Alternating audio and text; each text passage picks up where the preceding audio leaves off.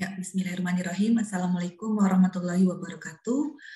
Kepada seluruh kelas D120, hari ini kita pembelajaran online. Nah, jangan lupa absen dulu di e-learning ya. Oke, kita izin share dulu.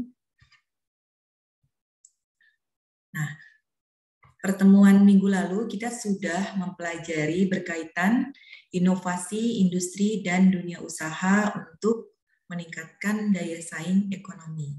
Sebelumnya, kita mulai perkuliahan ini dengan membaca basmalah dulu ya. Bismillahirrahmanirrahim. Dan menurut agama kepercayaan masing-masing.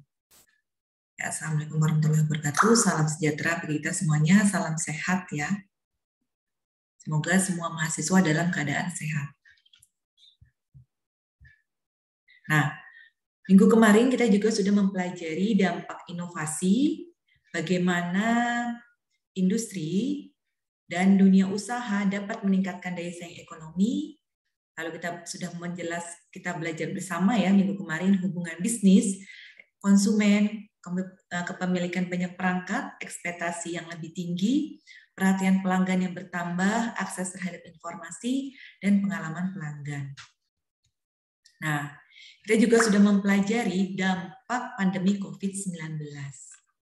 Jadi, bagaimana industri dan dunia usaha dapat meningkatkan daya saing ekonomi di masa COVID dari berbagai aspek, dari perhatian pelanggan yang berkurang, hubungan bisnis konsumen menurun, akses terhadap informasi ditingkatkan, kepemilikan banyak perangkat, ekspektasi yang lebih rendah, dan pengalaman pelanggan. Nah, ini ada di kelas sebelumnya ketika Ibu tanya, ada yang mengatakan inovasi ini menurut kelas, bukan kelas D120 ya, tapi kelas D220, kelas D220, itu ada yang berpendapat inovasi itu melakukan perubahan baru. Lalu ada juga membuat hal yang belum pernah ada, lalu menciptakan ide kreatif. Nah, Dudi ini merupakan kampus Merdeka Belajar ya, kata-kata dari kampus Merdeka Belajar di mana kepanjangan dunia ini adalah dunia usaha, dunia industri. Lalu Ibu juga bertanya dunia usaha itu contohnya produk makanan, toko kelontong, dan lain-lain. Jadi dunia usaha itu berbagai jenis usaha, sektor ekonomi, dan sektor sosial. Nah, pelakunya yaitu UKM, UMKM, di mana UKM, usaha, kepanjangannya ya, usaha kecil dan menengah. Sedangkan UMKM, usaha mikro, kecil, dan menengah. Lalu minggu kemarin juga kita sudah mempelajari terkait dunia industri, di mana dunia industri itu, ini kata temannya, yaitu perusahaan yang mengeluarkan produk. Contohnya pabrik, PT, dan lain-lain. Dan Ibu juga minggu kemarin juga sudah belajar tentang kata kunci daya saing, yaitu di mana kemampuan untuk saling menunjukkan keunggulan. Lalu ada ekspor, impor ya, kita sebagai warga negara Indonesia, pemerintah itu memproteksi. Kalau bisa ekspor itu lebih besar daripada impor. Nah, ekspor itu di mana mengirim barang dari dalam negeri ke luar negeri, dan impor yaitu mengirim barang dari luar negeri ke dalam negeri. Lalu Elisa, ini inflasi adalah peningkatan harga ya, atau kalau ininya kebalikannya penurunan nilai mata uang, nilainya ya, kalau ini harganya. Sekarang kepada seluruh mahasiswa silakan tulis di kolom chat nama, lalu kelas, yang para mahasiswa ingat terkait materi minggu lalu. Terkait inovasi, lalu dunia usaha, dunia industri, daya saing, ekspor, impor, inflasi, deflasi, dan banyak lagi pertemuan minggu yang lalu. Kalau bisa tidak boleh sama ya, silakan tulis di kolom chat terkait materi yang pernah Ibu sampaikan minggu lalu. Contohnya ini, statement-statement menurut temannya kelas D 220 ya, menurut Ika, menurut Ais, menurut AA. Jadi tulis namanya. Menurut Ika, inovasi melakukan perubahan baru di bawah kolom chat, di bawah kolom chat. Kan di sini kan di YouTube ada kolom chat ya, silakan dituliskan. Ditulis namanya. Kelas D120 Salsabila, misalnya menurut Salsabila, kemampuan untuk saling menunjukkan adalah daya saing. Seperti itu ya, silakan ditulis di kolom chat. Jadi ini sebagai penilaian tugas individu hari ini. Terima kasih semuanya. Nah, hari ini kita akan mempelajari bersama terkait peran perguruan tinggi dalam pembangunan ekonomi berbasis inovasi.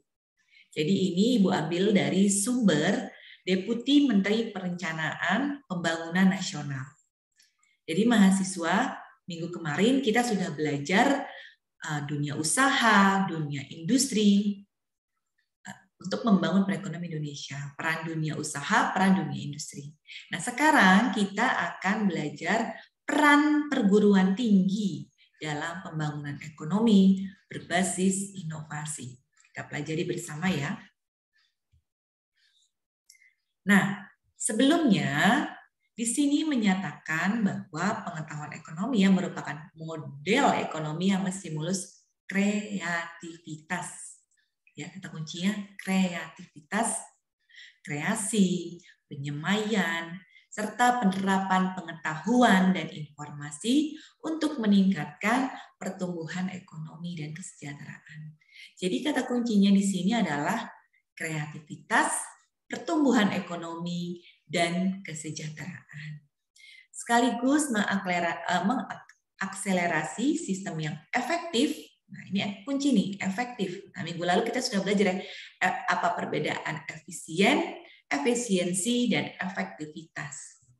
Bagi pendidikan dan penelitian, nah ini skup peran perguruan tinggi. Lebih mengkerucut di pendidikan dan penelitian. Teknologi informasi dan komunikasi, riset dan pengembangan, serta inovasi. Jadi, semua ini kata kuncinya adalah kreativitas, pertumbuhan ekonomi, kesejahteraan, efektif, pendidikan, penelitian, teknologi informasi, riset, dan inovasi. Nah, di sini gambar ini menyatakan bahwa transformasi paradigma penciptaan nilai tambah terhadap pengetahuan yang ada ya, pengetahuan ekonomi yang terkait research and development atau investasi pada riset dan pengembangan produk, pengembangan suatu model, inovasi baik dalam hal produk, produksi, pasar maupun pemasaran, dan pengembangan kewirausahaan atau entrepreneurship khususnya pada industri berbasis teknologi. Lalu, pengembangan teknologi informasi dan komunikasi atau ICT, lalu faktor keunggulan bersaing, itu sangat penting dalam pengetahuan ekonomi. Nah, gambar ini menyatakan skenario atau rensra pertumbuhan ekonomi tinggi di Indonesia. Jadi 5,7% tahun pertumbuhan PDB, peringkat PDB ke-7 di dunia, keluar dari Middle Income Trap tahun 2036. Jadi ini skenario pertumbuhan ekonomi tinggi. Reformasi struktural berjalan sesuai harapan serta pertumbuhan ekonomi dunia relatif tinggi. Dari tahun 2015 sampai di sini 2045. Lalu di sini sekarang sudah 2022 ya, nanti 2025, 2030 ini per 5 tahun rensranya. Jadi tahap pertama 2016-2024 yaitu penguatan struktur ekonomi. Proses perubahan struktur ekonomi ke arah yang lebih produktif. Tahap kedua 2015 sampai 2035 yaitu percepatan pertumbuhan berbasis inovasi. Jadi percepatan investasi dan pertumbuhan industri manufaktur dengan ekspor bernilai tambah tinggi. Lalu tahap ketiga 2036 sampai 2045 modernisasi ekonomi berbasis kualitas dan berkelanjutan. Modernisasi ekonomi dengan mengedepankan kualitas dan pertumbuhan berkelanjutan. Lalu proses ini ya ekonomi. Jadi dalam tahun 2016 sampai 2045 ekonomi Indonesia tumbuh rata-rata 5,7% per tahun. Jadi Indonesia menjadi negara pendapatan tinggi keluar dari middle income trap tahun 2036 dan menjadi negara dengan PDB terbesar ke-7 tahun 45. Jadi ini semua sumbernya dari Visi Indonesia 2045 Kementerian PPN Bappenas 2018. Lanjutkan. Nah, di sini merupakan kapabilitas inovasi Indonesia masih rendah. Jadi sini Global Inovasi Index ranking 87, inovasi efisiensi rasio, ada inovasi input, sub-index, lalu inovasi outputnya dari teknologi dan creativity.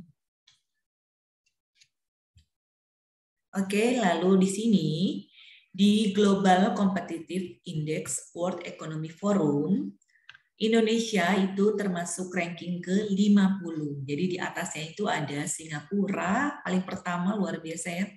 Lalu Malaysia itu posisinya ke-27, lalu Thailand ke-40, Indonesia 50, dan di bawah Indonesia itu ada Brunei Darussalam, Filipina, Vietnam, Kamboja, Laos, PDR. Jadi pada tahun 2019, Indonesia peringkat ke-50 dengan capaian Global Competitiveness Index 4.0 sebesar 64,6. Dan menurun ini peringkat ini ya. Dari tahun sebelumnya pada peringkat 45 dengan skor 64,9. Nah, di sini juga Indonesia unggul dalam aspek macroeconomic stability peringkat ke-54 dan market size peringkat ke-7. Namun hal ini dapat berdampak negatif jika tidak disertai dengan keunggulan produk dan inovasi dalam negeri yang ditopang oleh kapasitas SDM yang mumpuni. Jadi capaian pilar ke-12, inovasi capability, masih rendah pada pilar ini. Indonesia berada di peringkat ke-74, jauh tertinggal dari Singapura, yang ke-13, Malaysia ke-30, Thailand ke-50, Brunei Darussalam ke-51. Jadi di sini rank-ranknya ya. Dari institusi, infrastruktur, ICT, makroekonomi, healthy, skill, produk market, dan sekali ya, financial system, market size, bisnis dinamis, inovasi, capability. Nah ini bisa dilihat dari berbagai aspek ya. Overall score, ini analisisnya. World Economic Forum. Nah, bisa ditinjau juga profil tenaga kerja di Indonesia.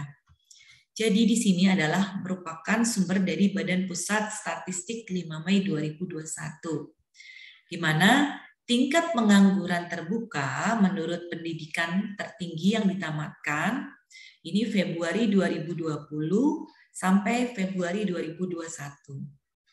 Jadi di sini SD yang paling tinggi itu SMK ya. SMK, lalu SMA, diploma, universitas, SMP, dan SD. Jadi ini menggunakan perhitungan dengan menggunakan penimbang hasil proyeksi penduduk SUPAS 2015. Nah ini adalah jawaban dari slide yang paling pertama ya. Apa sih kira-kira peran perguruan tinggi ya? Peran perguruan tinggi dalam membangun kapabilitas, adopsi teknologi, dan penciptaan inovasi. Jadi di sini perguruan tinggi itu yang pertama penyiapan SDM berkualitas dan berdaya saing. Di sini sesuai dengan industri 4.0 ya, yaitu pertama yaitu literasi, numerasi, sains, ICT, finansial, kultural, kritikal, kreatif, banyak sekali di sini ya. Inisiatif, leadership, sosial, budaya. Nah, selain itu, selain menyiapkan SDM yang berkualitas dan berdaya saing, peran perguruan tinggi adalah litbang untuk ilmu, pengetahuan, dan penciptaan inovasi teknologi yang terdiri research and development, kerjasama penelitian, lalu knowledge development, inovasi tepat guna. Nah, di sini perguruan tinggi yaitu meningkatnya kapabilitas adopsi teknologi dan penciptaan inovasi. Yang indikatornya adalah meningkatnya kontribusi iptek untuk percepatan pertumbuhan ekonomi. Selanjutnya, meningkatnya pertumbuhan Indonesia yang didukung oleh SDM tenaga kerja yang berdaya saing. Nah, kita sudah belajar ya, kata-kata kunci minggu kemarin itu inovasi, daya saing, dunia industri, dunia usaha. Itu satu bagian yang akan meningkatkan perekonomian di Indonesia. Nah, selain itu, peran perguruan tinggi ada lagi, di mana di sini ada strategi penguatan perguruan tinggi. Yang pertama adalah kerjasama perguruan tinggi dengan industri dan pemerintah dengan indikator peningkatan kualitas PT vokasi berbasis industri, kerjasama PT industri untuk riset inovasi. Lalu ada juga pemanfaatan teknologi untuk inovasi pembelajaran. Yang kita sudah belajar ya, e-learning kita ya. Lalu berbasis digital, sistem pembelajaran berbasis digital, sistem perkuliahan berbasis distance learning.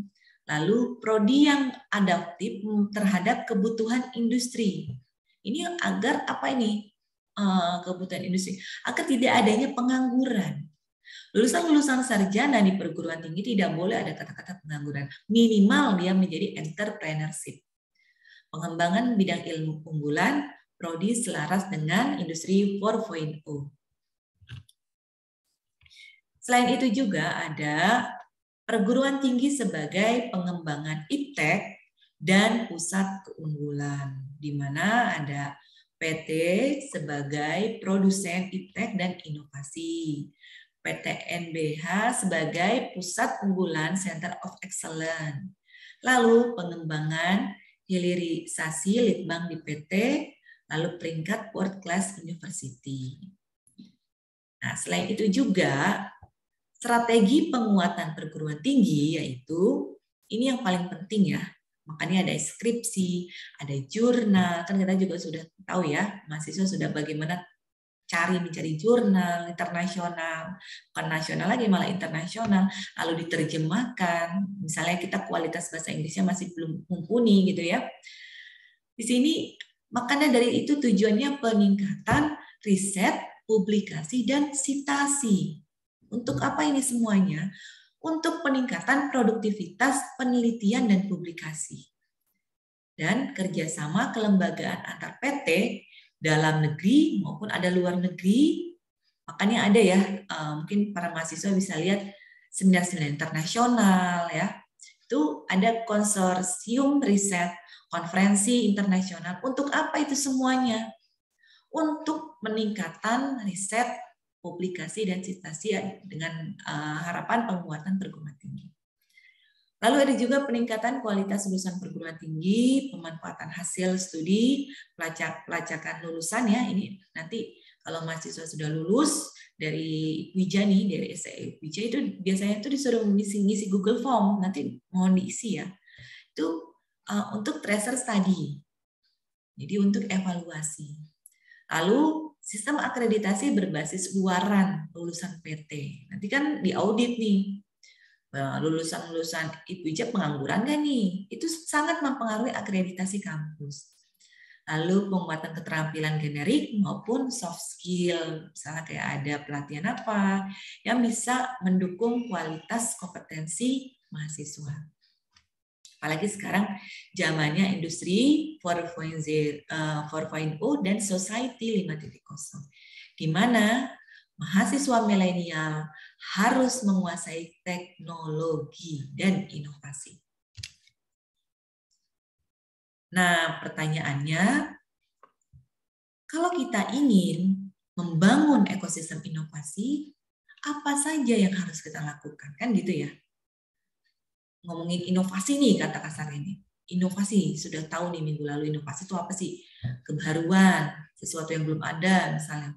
Nah, itu caranya gimana untuk menciptakan itu semuanya? Nah, ini ada caranya nih. Yang pertama, institusi atau research and development, yaitu merupakan pusat SDM, IPTEK, sumber ilmu, pengetahuan, dan pengembangan teknologi.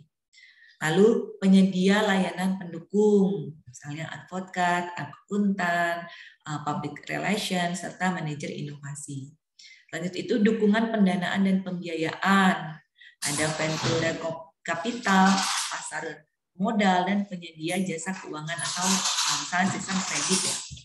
Dan selain itu juga ada kebijakan pemerintah, di mana pajak dan insentif, pendanaan riset dasar, perlindungan paten, serta penetapan rencana pengembangan IPTEK dan inovasi jangka menengah atau panjang. Nah, ini yang paling pentingnya itu adalah entrepreneur, di mana katalis utama dalam suatu inovasi, restarter, memasarkan hasil inovasi dengan teknologi baru yang belum pernah ada sebelumnya. Ada lagi inkubator teknologi dan bisnis, wahana di mana para entrepreneur mengembangkan hasil investasi menjadi suatu produk inovasi yang dapat diterima oleh pasar. Dan terakhir, yaitu industri atau swasta, pengguna teknologi yang dihasilkan dalam suatu inovasi.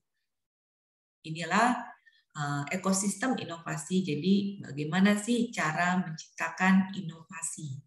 Dan inilah sangat perlu dibangun ekosistem inovasi.